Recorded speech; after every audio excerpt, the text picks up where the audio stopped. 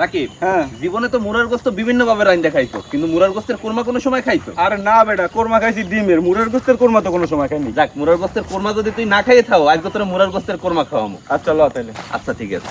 মুরার গোস্তের কোরমা রান্দার পান্নে আমরা এখানে 1 কেজির মতো মুরার গোস্ত লইছি। এই মুরার গোস্তের মধ্যে এখন দিয়ে দিতে আছি 2 টেবিল চামচ ভিনেগার।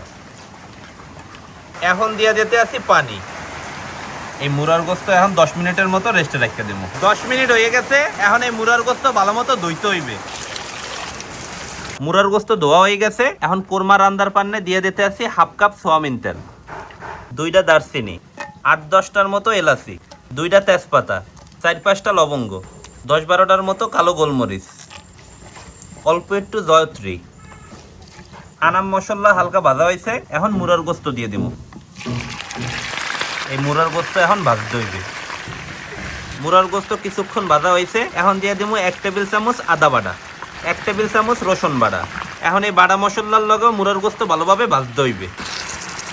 আদা আর রসুন বাটার লগে মুরার গোস্ত ভাজা হয়ে গেছে। এখন দিয়ে দিতে আছি 1 চা চামচ জিরার গুঁড়ি, 1 টেবিল চামচ ধনিয়ার গুঁড়ি, 1/2 টেবিল চামচ মরিচের গুঁড়ি, 1/2 টেবিল চামচ কাশ্মীরি লাল মরিচের গুঁড়ি, পরিমাণ মতো নুন।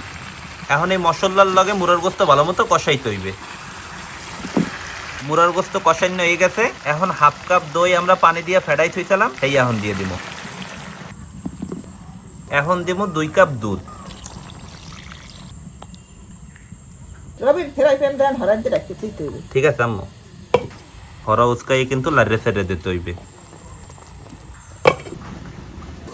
মুরার গোস্ত প্রায় হিজে গেছে। এখন এই মুরার গোস্তের মধ্যে একটা মিশ্রণ দিব। এই মিশ্রণের মধ্যে আছে 1 কাপ পেঁয়াজের বেরেস্তা আর 1/4 কাপ কাজু বাদাম আমরা ভাজা এবারে একলগে ব্লেন্ড করছি। আম্মু এটা দিয়ে দাও। এখন এখন এই মিশ্রণটাও কলম ভালো মতো একলগে মেয়াইতে হইবে।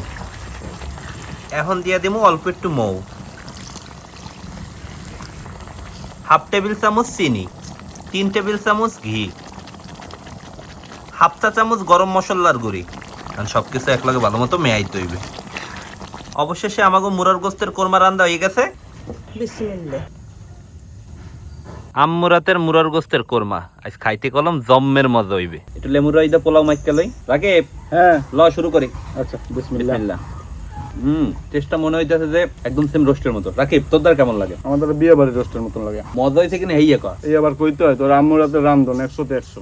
শুনছেন, প্রশংসা। আসলেই অনেক মজা হয়েছে। রানের গোস্ত আগে খাই গেলাইছে, একটু ক্যালসিয়াম খাই গেলাই, এক কথা অসাধারণ।